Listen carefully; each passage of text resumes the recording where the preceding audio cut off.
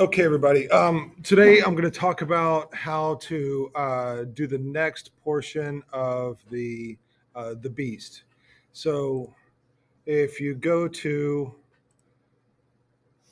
the beast, I'm going to have this one called era, style, period, example, October 23rd. And do I have? All right. Well, I'm going to show you guys the example. So you click on that.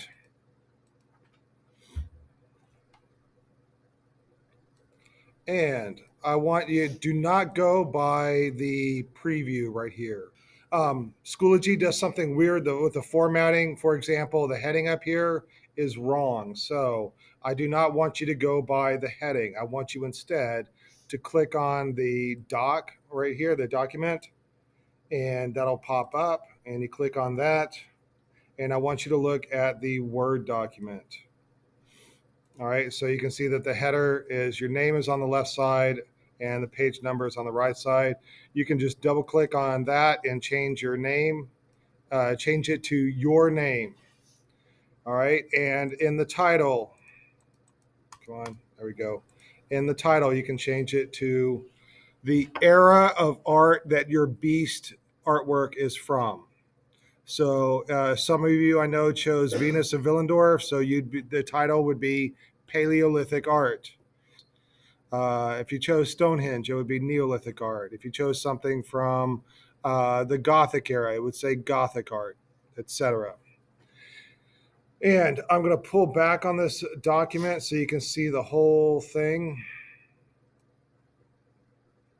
There's going to be 2 pages of writing. There's going to be the page that has the bibliography in it. You are going to discuss 3 works of art. So you're going to have the illustrations of the 3 works of art. In fact, it should be up here at the top. All right. And then I want you to upload pictures of your notes as you did research for this project. All right, now I'm going to zoom in a little bit on the first 2 pages. All right, now about 3/4 of the first page, you're going to discuss the era in general. So if you're discussing Paleolithic art, in 3/4 of a page, explain Paleolithic art to me. And be yourself. Don't try to use flowery language. All right. Don't copy from the book. Be yourself. Show me that you understand it. It should look like an intelligent high school student wrote this. Be yourself. Then you are going to discuss the first artwork. All right, so you can see that this is quite short. So explain to me how the first artwork, and in this case, it would be the one on the left, is how does it represent your style of art? Then explain the second and how it is a good example of your style of art. And then the third artwork, explain to me how it is a good example of your work of art. It's easy, right? Just a quick explanation of your style, one work of art, how it is like how is a good example of your style. The second artwork, how is a good example of your style. And the third artwork, how it is a good example of your style. I think that is simple and straightforward. All right, we're gonna look closely at the bibliography.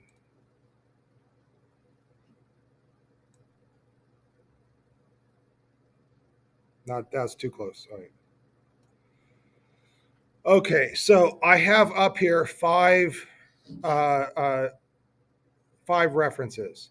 I'm only asking 3 from you, but the 5 that I have up here are 5 different types of sources.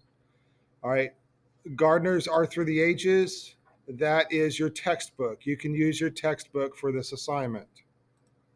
This right here is an article, not an article, but it is uh, it's a web page.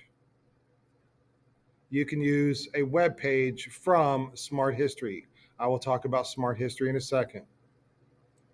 This right here is a book. You got a book from the library, you can use your book. The 20 pages that you read, you can include that in this. This right here is an article. You just finished writing a summary article. You can use the information that you learned from your article on this.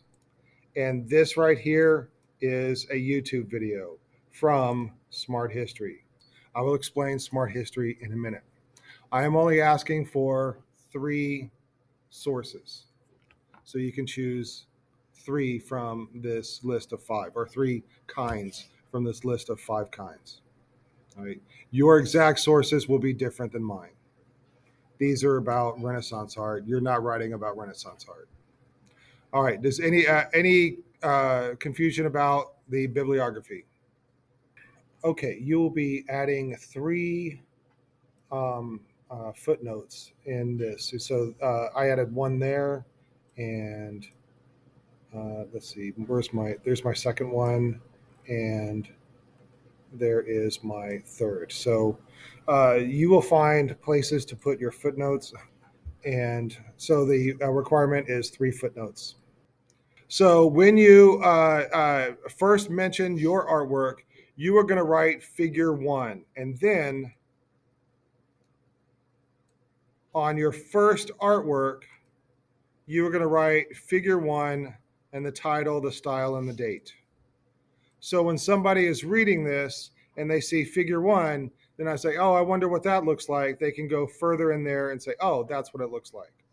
Does that make sense? You're going to do the same thing for figure 2 and for figure 3. If we look, and so then we're going to look closely at the artworks.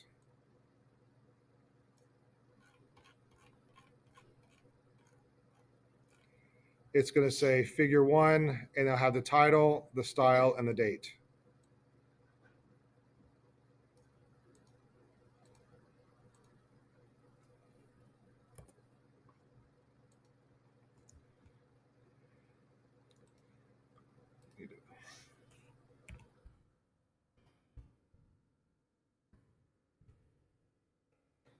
And then the first one will have the term illustrations above it. I will edit that out as well. All right. I want to talk about how to find artwork. So, and what kind of images to use. So let's say Venus of Willendorf is your artwork. So you can go to Google, you can go to images, and here are the images for Venus of Willendorf. And so you choose an image that is appropriate for your piece. But here's what I want you to look at. As you hover over it, it's going to give you the size down here. So this is 1,078 megapixels. I believe that's what the number refers to, by 1,200 megapixels. That is the perfect number. All right, so you want to stay within like 700 to about 2,000. That's the magic number of the right size of artwork. And if I click on some of these others, 1200 by 690. 690 is pretty close to 700, so that's good. All right, all of these have good numbers in it. That one's kind of low, 800 by 500. Let's see if I'm going to try to find a bad example.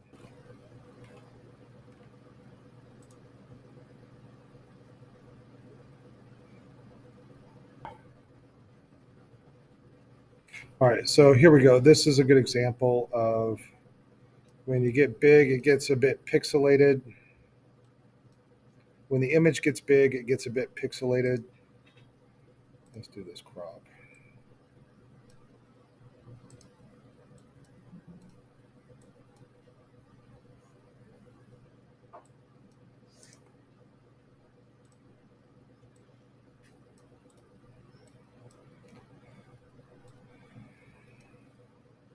So you can see that it's a bad quality image of that because it is not the right size. So stay away from images that have that have numbers below 700 megapixels, and anything over 2000 is a little bit too much.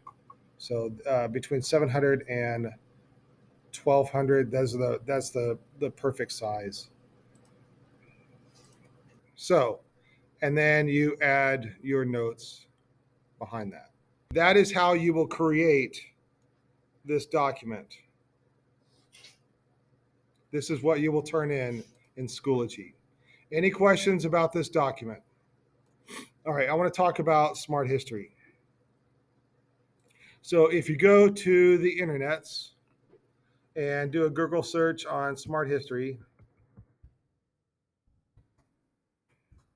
and that'll take you to the Smart History site.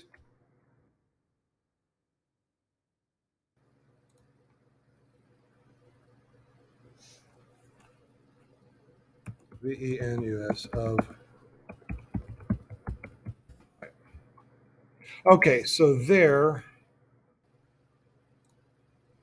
I can click on, there's an article about Venus of Willendorf. There's an article, or no, there's a page about Venus of Willendorf. There's a page about uh, uh, history of Western art and civilization, prehistory. That's like the half. That's our chapter right there, or that's our whole semester. I would stay away from that. So you can do Venus of Willendorf, and there is a video to watch about it, and then there is information uh, and uh, uh, and you can read through that, get some information, and that would be Venus of Willendorf. You can also search. Let's do Paleolithic. All right, and the Paleolithic art and introduction. You can read through that, and that would be a good information for your project. All right, so Smart History is a great source for this. And let's even do like.